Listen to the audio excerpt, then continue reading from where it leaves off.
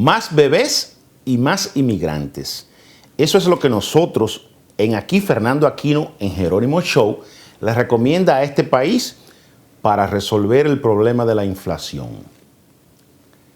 Pero bueno, vamos a darle crédito a la revista Time, que acaba de sacar un reportaje sobre eso. Y yo tuve mucha curiosidad al leer eso porque se ha hablado muchísimo durante muchos años del problema que están creando los inmigrantes. Ustedes recuerdan que durante toda la administración de Trump, los inmigrantes eran el chivo expiatorio de todos los problemas. Los inmigrantes tienen la culpa de esto, los inmigrantes tienen la culpa de lo otro. Sin embargo, nosotros sabemos que este es un país que ha sido construido y sostenido por los inmigrantes. Bueno, yo acabo de leer un reporte en la revista Time que precisamente habla que el tema de la inflación, que tiene varias aristas, porque la inflación, por ejemplo, ahora se habla de que tiene mucho que ver con los precios del petróleo, por lo que está pasando en Rusia y Ucrania. Eso es solamente un aspecto muy pequeño. La inflación viene ocurriendo durante un tiempo ya relativamente largo y tiene que ver con que el dinero tiene menos valor que muchos productos. O sea, cuando se hablaba de inorgánico, lo que nosotros conocemos como dinero inorgánico, por ejemplo, eso es lo que causa inflación. Es decir, el dinero no tiene el mismo poder adquisitivo. Y eso tiene que ver con que los productos no están llegando a tiempo a los lugares. Hay escasez de productos por la pandemia, porque las redes de distribución han tenido problemas.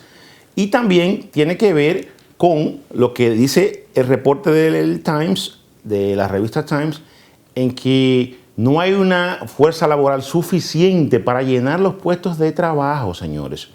De los 11 millones de puestos disponibles que hay ahora mismo en los Estados Unidos, solamente tenemos 6 millones de personas que están desempleadas. Entonces, ¿quién va a llenar los otros 5 millones? O sea, hay un déficit de fuerza laboral en los Estados Unidos y es lo que se habla en ese reporte.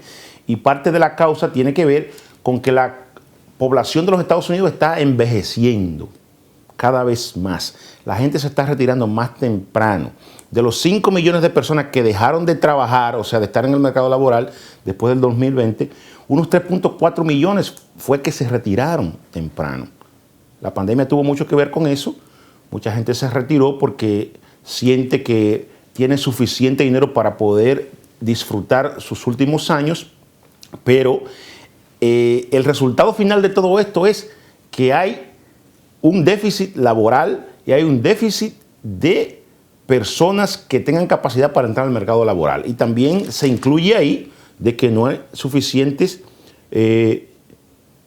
mujeres que están teniendo niños. Ustedes saben que la sociedad norteamericana cada vez más las mujeres lo piensan muy bien y lo planifican muy bien para tener hijos, o las familias.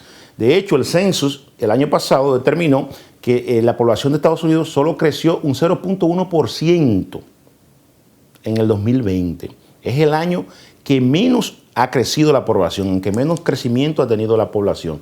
Esto es preocupante. Entonces, la solución de algunos expertos es que eso puede comenzar a resolverse si nosotros traemos más inmigrantes a los Estados Unidos y las mujeres o las familias deciden tener más niños.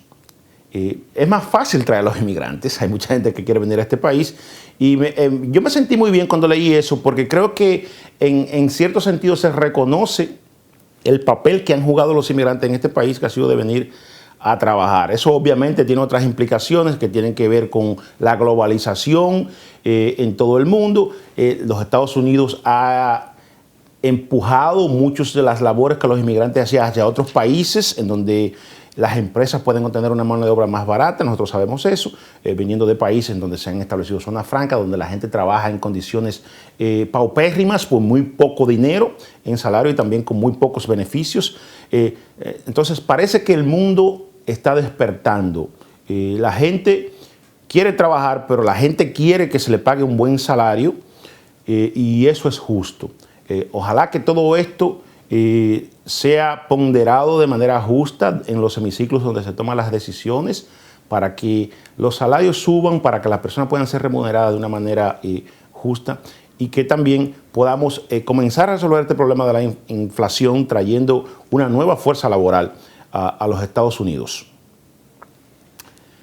Por otro lado, yo me quiero referir también, y eso sigue la misma línea de los inmigrantes, pero en este caso de la discriminación que fue evidenciada en el reporte del censo del 2020 que salió a relucir la semana pasada. Señores, la semana pasada salió a relucir un reporte en el que se determina que los latinos y los afroamericanos fueron contados de menos en el censo y que las poblaciones blancas y asiáticas fueron contadas de más. Es decir, se le añadió un poquito a los blancos y los asiáticos, o mucho, inclusive dice el reporte, y se le quitó un poco a los afroamericanos y los latinos. Esto tiene unas implicaciones enormes en términos de justicia, de derechos civiles y de la distribución de los recursos en las comunidades, porque el censo es lo que se utiliza para determinar qué recurso va a cuál comunidad. Y las comunidades que tienen más personas, pues reciben más recursos. En este caso, o sea, los blancos han recibido un beneficio por el hecho de que su población fue abultada en este censo. Además, los censos se utilizan para determinar el poder político de las comunidades. Por ejemplo, el estado de Nueva York perdió un representante en el censo del 2020 porque su población disminuyó.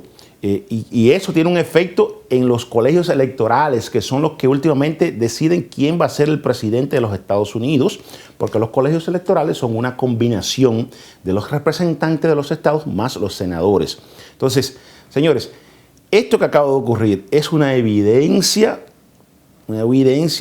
de la discriminación contra los grupos minoritarios afroamericanos y latinos, y la gente tiene que entender que hay que luchar y reclamar para que sean distribuidos los recursos justamente. Yo sé que las autoridades del censo están haciendo una revisión de esos números y ojalá que puedan corregir rápido, no esperar el próximo censo, estos asuntos para que los recursos lleguen de forma equitativa. Los latinos han sido atacados consistentemente en relación al censo, sobre todo en los últimos, en los años de Donald Trump. Acuérdense que quería incluir inclusive una casilla en donde se determinara la ciudadanía de la persona, lo cual es ilegal y se determinó después en la Suprema Corte de Justicia, porque el census, que fue establecido por primera vez en el 1790, fue un mecanismo que se utiliza para contar las personas que viven en un estado, que viven en un lugar. No necesariamente tiene que ver con el estatus migratorio de nadie. Lo que el gobierno quiere determinar es cuántas personas viven en un lugar, cuántas familias viven. No importa que sean indocumentados o que sean indocumentados. Y este ataque sistemático de la administración de Donald Trump para que se incluyeran cosas que son ilegales dentro del censo, lo que hizo fue ahuyentar a mucha gente, a muchas familias latinas que pensaban que el gobierno iba a perseguirlas y que podría esto tener consecuencias legales en el futuro. Así que esto probablemente funcionó, quizá mucha gente no se aventuró a llenar el formulario del censo, y además el gobierno hizo un papel muy pobre en cuanto a usar las imputaciones que se utilizan para poder determinar la realidad de cada lugar, la realidad poblacional de cada lugar. Así es que es importante que la gente sepa que esto está ocurriendo y la importancia que tiene el censo en la distribución no solamente material, sino también política de las comunidades. Y para cerrar, tenemos que hablar de nuevo del tema de Ucrania y Putin, que ya tiene 3 semanas, señores. La invasión de Putin tiene 3 semanas. Ya sí se puede decir definitivamente que a Putin le ha salido el tiro por la culata, pues algo que él pensaba o que ellos pensaban que podían resolver en un par de días, y era la única forma de ser exitoso, resolviendo eso, esa invasión, avasallando al ejército, avasallando al pueblo en un par de días y colocando otro régimen, porque en definitiva el objetivo de esto es colocar otro régimen. Pero ya después de 3 semanas de batallas, después de morir cerca de 6.000 soldados rusos y miles de ucranianos, ya la cosa se ha ido demasiado lejos, y aún Rusia logre entrar a Kiev y logre avasallar a los ucranianos, será muy difícil instalar un régimen, porque imagínense, ¿quién quiere estar en el pellejo de esos que se van a instalar en ese nuevo gobierno en caso de que Putin logre avasallar a los ucranianos? Porque ese país le ha dicho que no a esta invasión y eso no se va a resolver en el corto plazo, a menos que haya un cese al fuego y que haya una retirada del ejército ruso del territorio ucraniano. Así es que vamos a seguir observando esta situación. Ojalá que esto se llegue a una pronta solución y que podamos estar viendo a estos dos o al conjunto de las personas y los países que están involucrados en este conflicto sentados en la mesa y buscando una solución pacífica. Ya hay muchas personas que han muerto, pero todavía se puede hacer algo para evitar que más personas mueran. Así que con esto les dejamos y nos vemos en un próximo Jerónimo Show. Jerónimo Show.